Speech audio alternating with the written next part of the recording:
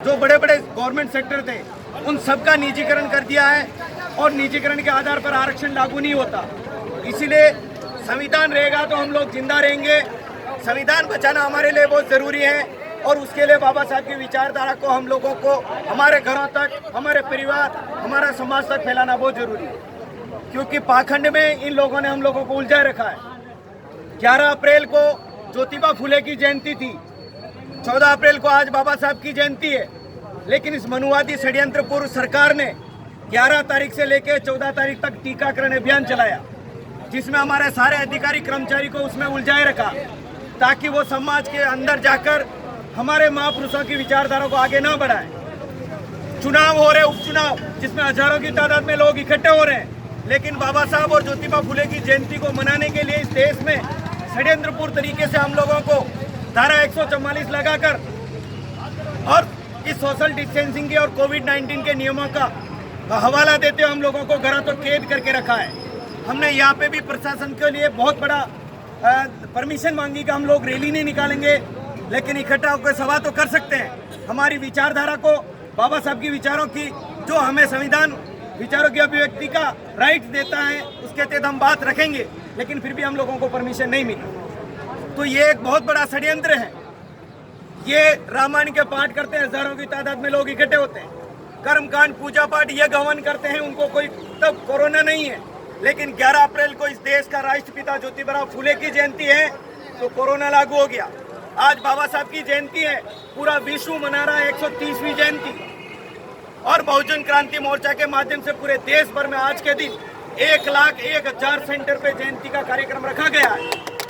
तो पूरे देश भर में बामसेप के माध्यम से, जो बहुजन क्रांति मोर्चा ऑफशूट विंग है, जिसके माध्यम से ये कार्यक्रम हो रहा है, लेकिन हम लोगों को घरा तो कैद रखते हुए हमारे महापुरुषों की विचारधारा हमारे समाज के बीच में ना जाए, इसीलिए ये कोविड-19 का हवाला देके हम लोगों को रोका गया है।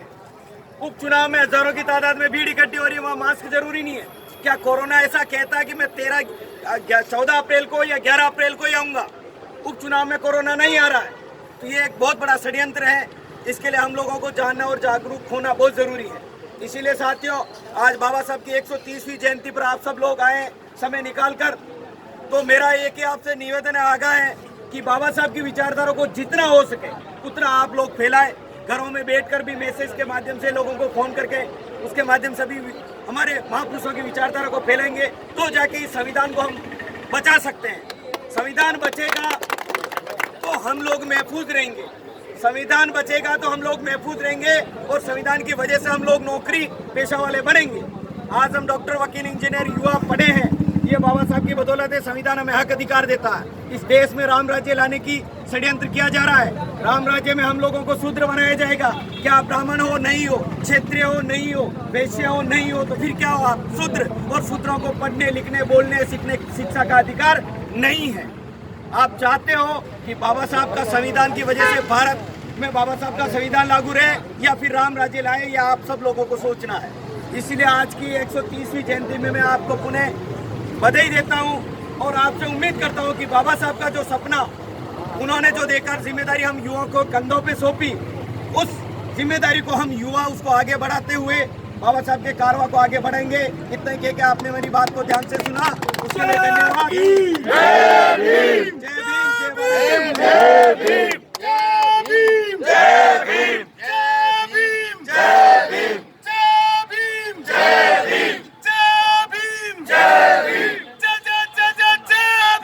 जय भीम, जय भीम, जय भीम, धन्यवाद। जय भीम, जय मूल निवासी। अम्बेडकर साहब अमर रहे, अमर रहे, अमर रहे। बाबा साहब अमर रहे, अमर रहे। बाबा साहब अमर रहे, अमर रहे। धन्यवाद। जय भीम, जय भीम।